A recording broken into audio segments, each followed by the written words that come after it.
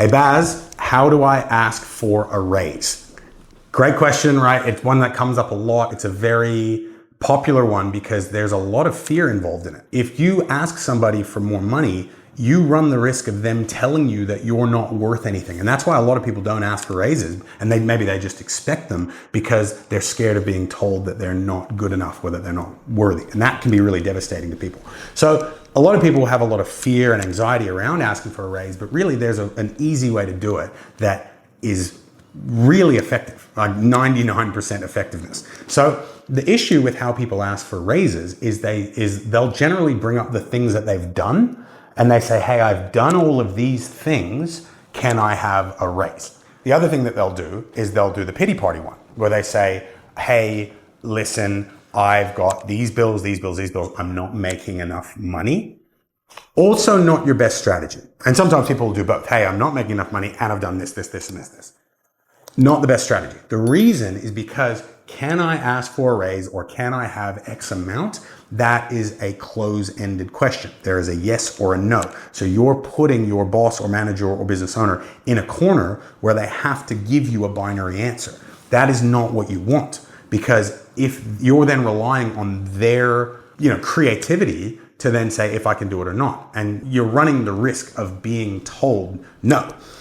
How you avoid that is very, very simple.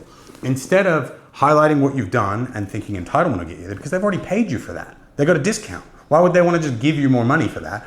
Or doing the pity party, which might work sometimes, but it's not going to lead you to a promotion or anything meaningful either. Try this one instead. Hi, Mr. or Mrs. Boss or owner.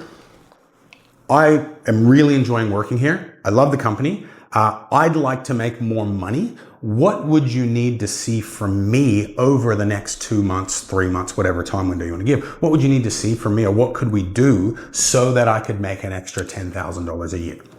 Or, ideally you want to break it into smaller increments. So you say, so I can make an X per week. So, hey, what could we do, or what could I do over the next 2 months so that I could make an extra $200 a week?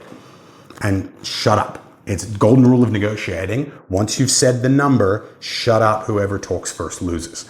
And just embrace the discomfort, and they'll think, and they'll go, oh, let me get back to you. Now, you don't want to let them stall too much. You want to be able to go, awesome, when's a good time to chat about this? So book in another appointment. But that way, rather than going yes or no, they can start thinking and going, what are some problems that I need to solve in the business? And generally what you'll find is they go, oh, actually, this person has good leadership. And it may even lead to a promotion. It might lead to extra responsibility. And it's also a more fulfilling time for you because you're actually taking on new things and doing more. Big if though, if they lead you along, so you hit that time, because you got to get a time window that you can talk about it. If they hit that time window and they stall you out some more, that's a bad sign. That's an owner or a boss that doesn't keep their word. That's time to start looking for a new job. And even though it seems like, oh, but what if I don't get the raise? Well, you really want to be working somewhere where they don't appreciate you anyway? That is my suggestion. So if you want to ask for a raise, don't ask them yes or no. Get them working on the same side as you, working towards something together, and you'd be amazed at the results. If you have any other questions like this, drop them in the comments. And as always, if you can, like, subscribe, we'd be very, very appreciated.